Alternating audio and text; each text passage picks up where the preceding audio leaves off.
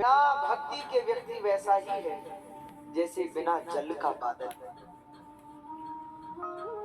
और हमारे प्रभु कहते हैं, कहा रघुपति सुनो भामिनी बात। हे भामिनी, मेरा एक वाक्य हृदय में धारण करो, ध्यान से सुनो। भगवान बोले, मानव एक भगति करनाता। मैं संसार में एक ही संबंध मानता हूं, वो है प्रेम का, वो है भक्ति का। उसके उपरांत भगवान ने नवधा भक्ति का उपदेश भी शबरी मैया को किया है। प्रथम भगति संतन कर संगा। भगवान ने पहली भक्ति बताई है संतों का संग, और दूसरी तो दूसरी रति मम कथा प्रसंगा। दूसरी भक्ति भगवान ने अपनी कथा को बताया। अच्छा देखो, संसार में यदि संतों का संग उपलब्ध हो जाए और उनके मुख से भगवान की कथा सुनने को मिल जाए, तो भैया यह निश्चय ही परम सौभाग्य का क्षण होता है। ऐसे नहीं मिलती। श्रीमद् भागवत तो कहती है कि जब कई जन्मों के पुण्य उदय होते हैं, तब जाकर के भगवान की कथा श्रवण करने को प्राप्त होती है। जब कई जन्मों के पुण्य जागते हैं, तब भगवान की कथा मिलती है। और संत तो यहां तक कहते हैं, बोले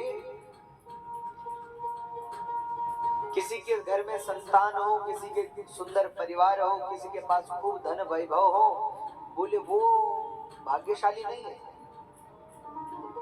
भाग्यशाली कौन है?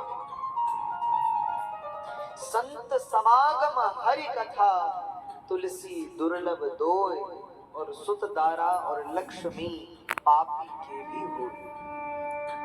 सुत मतलब पुत्र, दारा यानी पत्नी, और लक्ष्मी यानी धन। भैया संतान, पत्नी, परिवार, ये तो दुष्ट के पास भी होता है। होता है कि जो पापी है उनके घर में भी होता है, धन दौलत उनके यहाँ भी होती है। अच्छा आप देखो, रावण दुष्ट है, लेकिन क्या धन की कमी है रावण के यहाँ? 1 लख पूत 1.25 लाख नाती, कितना बड़ा परिवार है रावण का। लेकिन समस्या क्या है?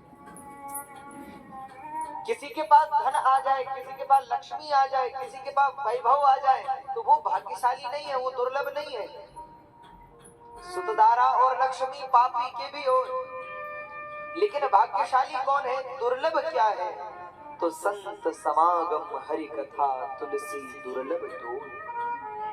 संसार में ये 2 चीजें दुर्लभ है। एक तो संतों से मिलन, संतों का दर्शन, और दूसरा उनके द्वारा भगवान की कथा।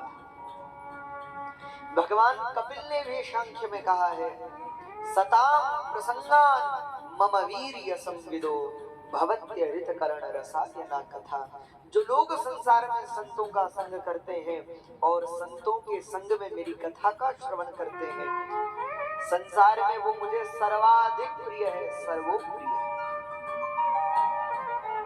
तो भगवान ने नवधा भक्ति का आगे भी उपदेश किया है। गुरुपद पंकज सेवा तीसरी भक्ति अमान, गुरु सेवा इत्यादि अनेक प्रकार की नवधा भक्ति का भगवान ने मां शबरी को वर्णन किया है। और सबसे अंत में राम जी कहते हैं, बोले सबसे अंतिम भक्ति नवम भक्ति क्या है? तो नवम सरल सब सन छल हीना, और मम भरोस ही हर्ष न दीना। नवी भक्ति भगवान राम ने कही है। नवी भक्ति क्या है? तो नवम सरल, नवी भक्ति है सरलता। अच्छा आप ध्यान से सुनिएगा, भगवान को पाने का सबसे सरल उपाय क्या है? किसी को पता है? बोलो, इतने दिन हो गए आप लोगों को कथा सुनते सुनते, आज 8वां दिन हो गया। तो आप लोग बताओ, भगवान को पाने का सबसे सरल उपाय क्या है? पता है किसी? नहीं पता है? तो ध्यान से सुनिए, भगवान को पाने का सबसे सरल उपाय है सरलता। भगवान सरलता से ही सरलता से मिलते हैं। अगर भगवान को सरलता से पाना है तो अपने जीवन में सरलता ले आओ, क्योंकि भगवान कह रहे हैं नवम सरल सब सन छल हीना और मम भरोस ही हर्ष दीना।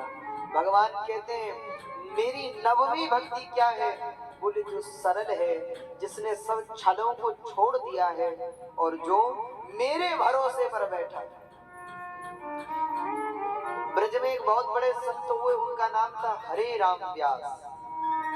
वो कहा करते थे महाराज, बोले काहू के बल भजन को और काहू के आचार और व्यास भरोसे कुंवर के सोवत पैर पसार।